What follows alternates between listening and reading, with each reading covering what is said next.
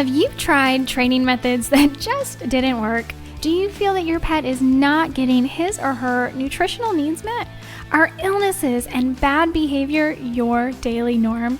You're going to want to join me on the Pet Parenting Reset, where you'll hear interesting and informative interviews and get solutions to all your pet problems. I'm your host, Jessica L. Fisher.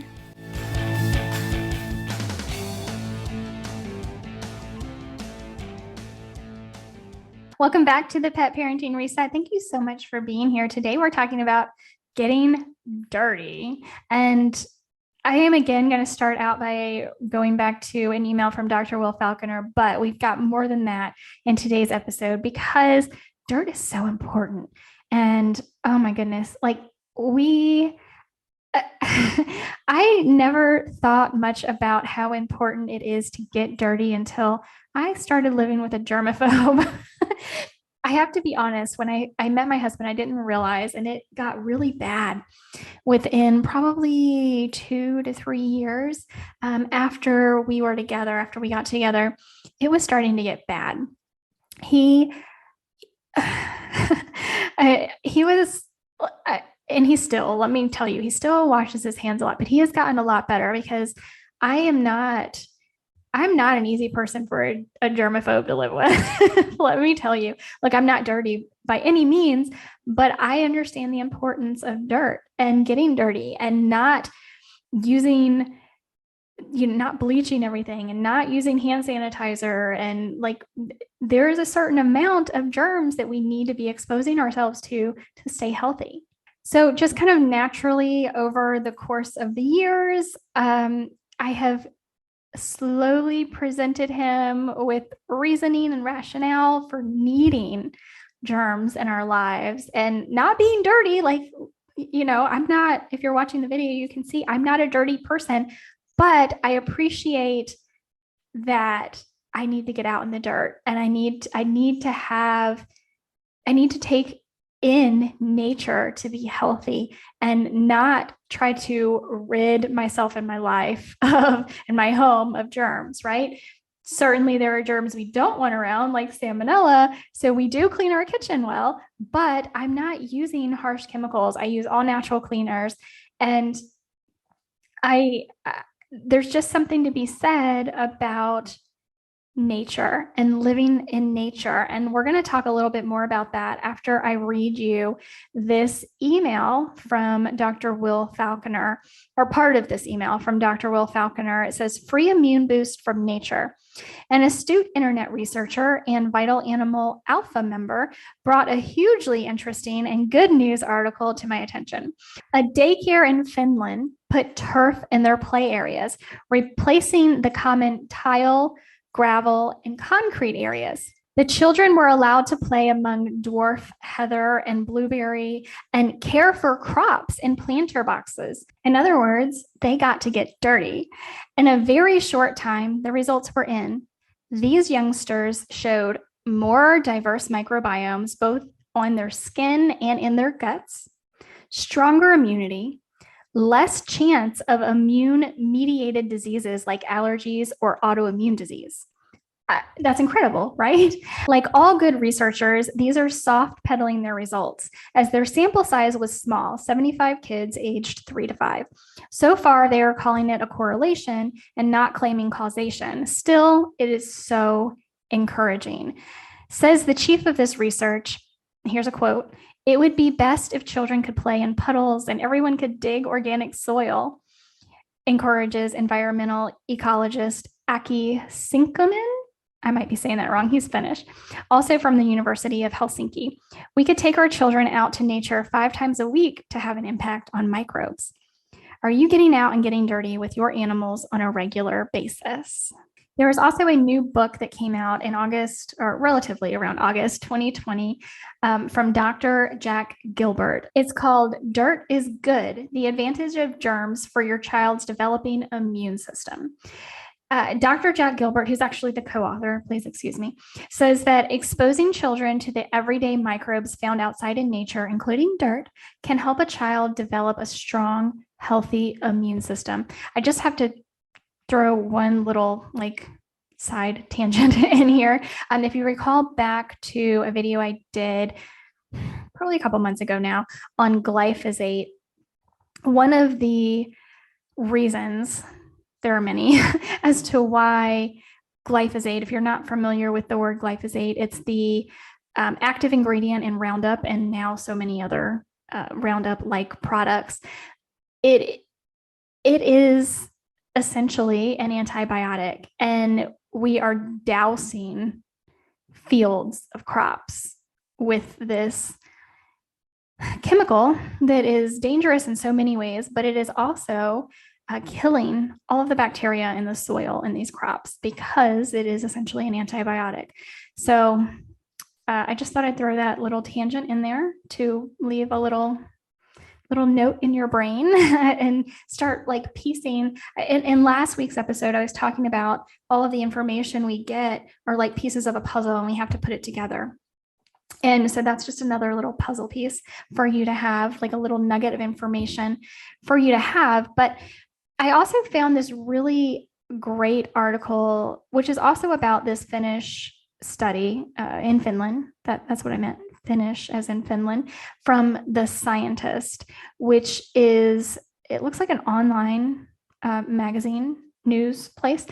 And they did a different study in a laboratory and outside of the laboratory. So they were using mice as well as children and exposing them to dirt, basically. And I wanted to bring this up because by using mice, we're bringing animals into it. So now, okay, we're looking at now our dogs and cats are mammals. Of course, they are different species than we are, but we're mammals. They're mammals. All of this that we're talking about today, dirt is good. Getting dirty is very valuable for us, for our dogs, for our cats, for our pets, for mammals in general. The Finnish team's mice, I want to specifically talk about the mice here, were in prolonged physical contact with microbe-filled soil. Of course, they had a control group as well. Other work suggesting that even trace amounts of airborne soil along the lines of what a person might experience by spending time in nature could have effects on the mouse's health, on the health of the mice in the study or in the world, right? In work published, restoration ecologist Martin Breed, he's in Australia, and his colleagues placed small amounts of soil with varying levels of biodiversity in a tray outside a mouse cage and ran a fan over it for 2 hours a day to create a very light wafting towards the animals. The soil amounted, the load of the soil amounted to a 100 to 1,000 times lower dose than used in other studies. So this was a very, very small dose. Nevertheless, 7 weeks of this short exposure to soil with high microbial diversity, the animals showed changes in their microbiomes and scored lower on standard stress tests. By the end of the experiment, the feces of the mice in the high biodiversity enclosures were more likely the high diversity soils than they were at the start. So there was a direct colonization into the gut from the soil. And Breed, who was one of the researchers, says, I was floored by the fact that we could pick up mouse poo differences based on such tiny levels of exposure. The field is using results such as these to begin making the case that exposure to a diverse bacteria in the environment is one mechanism underlying the wide-ranging health benefits of spending time in nature. I think there is more and more evidence to back up the statement that there is a direct contribution of the soil to human health. It didn't take me long to find all of this information. Now, this is something, quite honestly, I knew. I mean, think about how healthy children are. We know for a fact, and it has been studied, that children living in rural areas that are out in the country, that live in areas of countries where, they're still farming, or they grow up on farms, they're living out on the land all the time. They have significantly less allergies. They have significantly less autoimmune disease. They are much healthier in general. They don't get sick near as often. We know that spending time in nature is healthy for us. So that was just kind of the point I wanted to get across today in this Get Dirty episode. It's so important. I see people, and this happens a lot. So this happens a lot with tiny, tiny dogs. And of course, our cats are affected by it because our indoor cats, they don't get time outside. But then I was getting ready to say I see this happen, especially with tiny, tiny dogs. People want to carry them everywhere. Their feet never touch the ground.